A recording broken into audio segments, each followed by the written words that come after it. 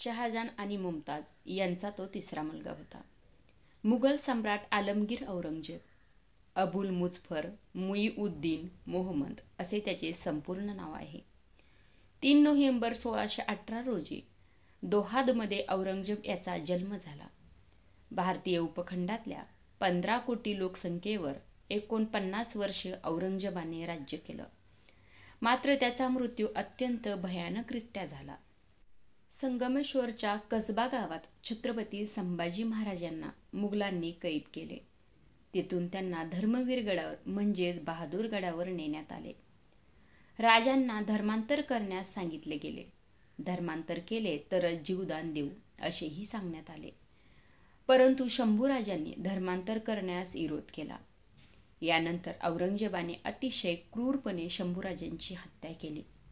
पण मराठ्यांचा लढा थांबला नाही.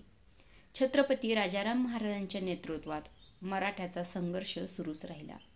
मराठ्याचा अंत करणं आता जवळपास अशक्य आहे असे औरंगजेबाच्याही लक्षात आले होते. औरंगजेब हा इतिहासातील सर्वात क्रूर शासक मानला जातो. 1659 साली औरंगजेबाने शहाजहानाला म्हणजेच स्वतःच्या वडिलांनाही कैद करून स्वतःचा राज्याभिषेक करून घेतला. यामुळेच त्यांची मुलंही औरंगजेबाच्या मृत्यूची वाट पाहत होते. औरंगजेब मृत्यूच्या शेवटच्या दिवसात तडफडत होता. आयुष्यभर केलेला क्रूरपणा आणि पापाचे पश्चाताप करत होता. मी 125 वर्ष जगेन असा दावा करणारा औरंगजेब याचा मृत्यू वयाच्या 89व्या वर्षी नैसर्गिकरित्या झाला.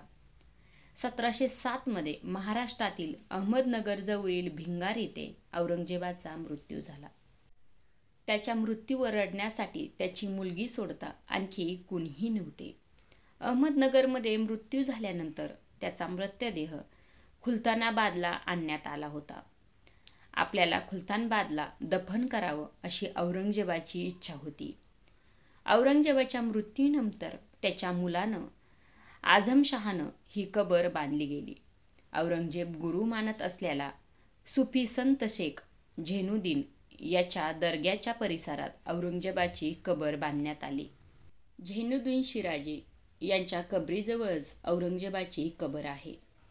आपल्या मृत्यूची चाहूल लागलेल्या औरंगजेबाने त्याचं मृत्यूपत्र तयार करून ठेवलं होतं.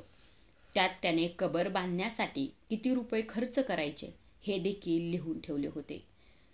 औरंगजेबानं आपली कबर फक्त 14 रुपये 12 आणे एवढ्याच खर्चात बनवायची असं मृत्यूपत्रात लिहून ठेवले होते. औरंगजेब मेल्यानंतर मुघल सैन्य इथून दिल्लीकडे रवाना झाले. त्यांच्या उरलेल्या 3 मुलांमध्ये सत्तेसाठी या युद्ध सुरू झाले.